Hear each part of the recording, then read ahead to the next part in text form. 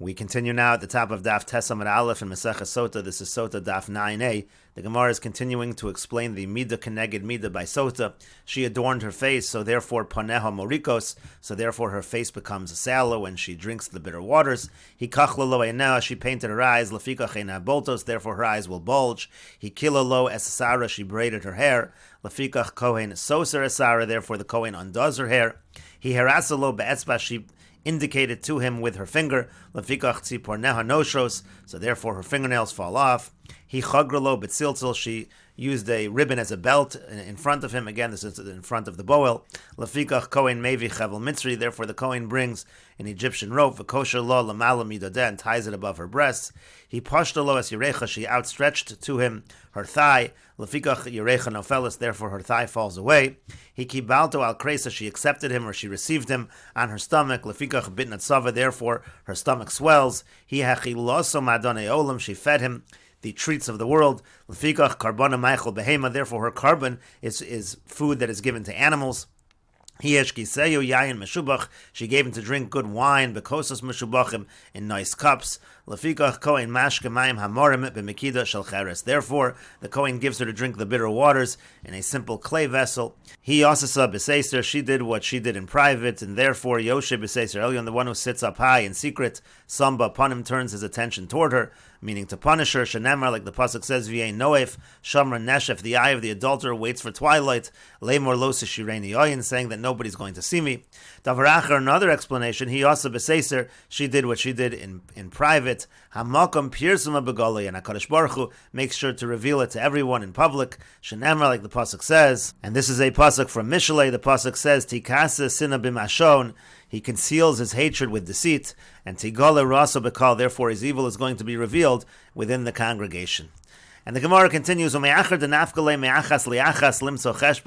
that we've already learned from the pasuk of achas liachas limso cheshbon, which means that all of the little sins, they add up together, and the person is punished for all of them. So if that's the case, kikol sa'on soin barash lamali, what do we really need the pasuk of kikol sa'on soin barash for? What does that add? And the Gemara says that adds l'chemida, that adds the idea of midah keneged midah. But the Gemara continues, but from the fact that we learn out from the pasuk of kol sa'on soin barash, this idea of midah keneged midah, so then that original pasuk that we quoted, the pasuk from Yeshayahu, which said b'sasa b'shalcha terivena, that was also teaching us midah keneged midah, measure for measure. So lamali, so what do we need that pasuk for? And the Gemara says l'chid Rav Chinana bar Papa. So that pasuk is actually to tell us the teaching of Rav Chinana bar Papa. The Yom Rav Chinana bar Papa, because Rav Chinana bar Papa said, "Ein HaKadosh Baruch Hu nifra min ha'uma." HaKadosh Baruch Hu does not punish a nation at shas shilucha, until it's the time for the nation to be completely sent away, to be completely destroyed. Shenamra b'sasa b'shalcha v'gomer. That's what we learn out b'sasa, when the measure is full and it's time to send away the nation. That's when HaKadosh Baruch Hu punishes that nation. But the Gemara continues, is that really true? V'yamar Rava, but Rava said, Shlosha kosos ha'amuros b'Mitzrayim. There are 3 cups that are mentioned with regards to the Egyptians. Lama, so why is it that we mention them 3 times? And the idea is that they're punished actually in stages. They aren't punished at the time that it is the time for them to be totally sent away. That's what the Gemara says. Achas shashasas b'mei Moshe. There was one that was drunk. The cup is a symbol over here for punishment. So one of the cups was drunk in the times of Moshe. V'achas shashasas b'mei Paranecho. Another punishment came during the times of Paranecho. V'achas shasida lishtos. And one in the future will be drunk im chavroseh, together with its neighbors. And so you see, on the contrary, that the Mitzrayim, they were punished in stages. And the Gemara says, "V'chiteimen," if you're going to suggest Hanach Azdi v'Hani Achrini Ninu, that the original Egyptians, the original Mitzrayim, are gone, and these are actually other people that just took their place in that area, and so therefore they were totally sent away. But that's not really true, Vatanya. But we learned in a brisa. Amar Rabbi Yehuda said, "Minyamin ger Mitzri hayali chaver." Minyamin was an Egyptian convert, and he was a friend of mine. Mitalmidei Rabbi Akiva, from the students of Rabbi Akiva. And Amar Minyamin ger haMitzri ani Mitzri Rishon. So Minyamin, who was this ger haMitzri, he said, "I'm a first generation convert as an Egyptian. V'nasasi Mitzris Rishon, and I have married also a convert, an Egyptian first generation.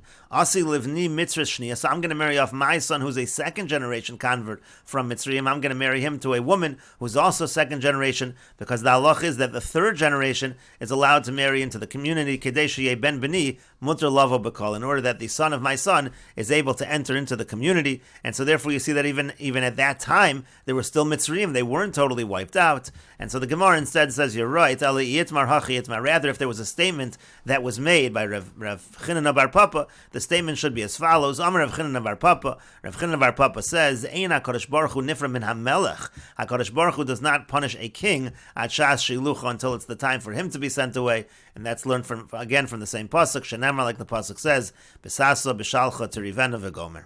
And the Gemara continues, Amemar masni lahad Rav Chinana bar Papa aha.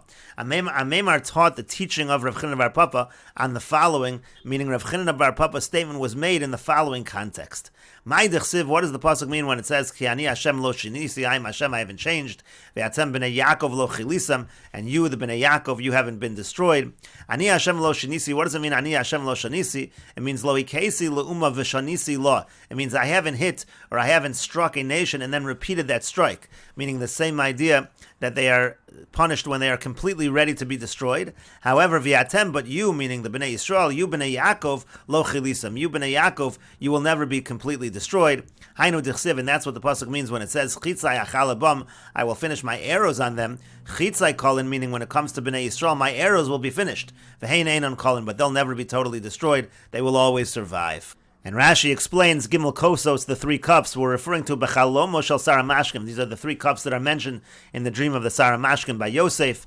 And then Bimei Paro Necho, so Paro by Moshe Rabbeinu, of course, was punished. And then also Paro Necho, Lavo Nebuchadnezzar, Melech Bavel, Lahakos, Eretz Mitzrayim. That's when Nebuchadnezzar, the king of Bavel, came and struck Eretz Mitzrayim. That was the second time. And then the third time, Im Chavrosel Yimos HaMashiach. Mitzrayim will be punished during the times of Mashiach.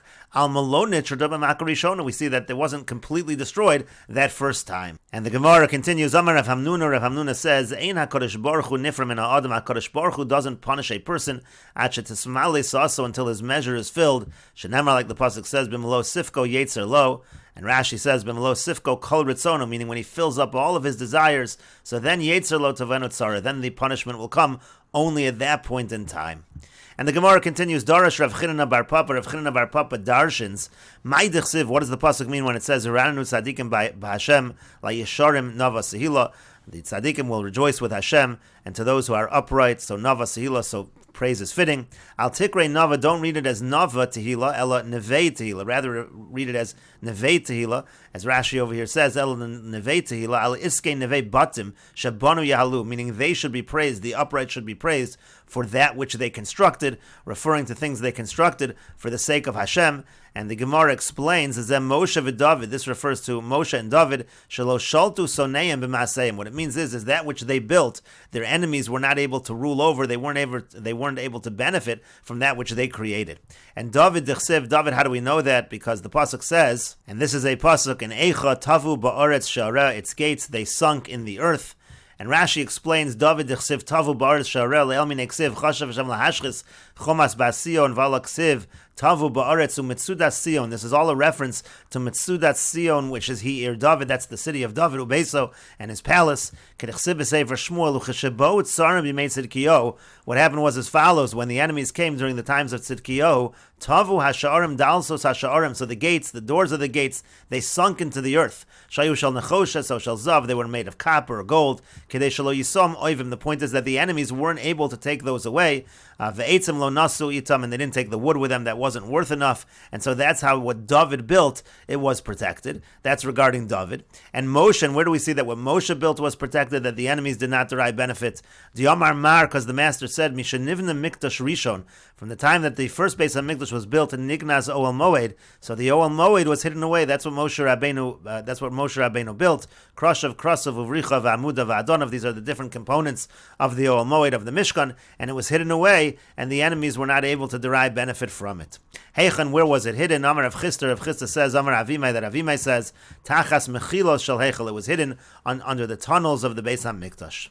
And the Gemara continues, Tanu Rabbanan, the rabbis taught, Sotah Nasna Ineha B'misha Eino Roi La. The Sotah, she set her eyes on somebody that wasn't fit for her.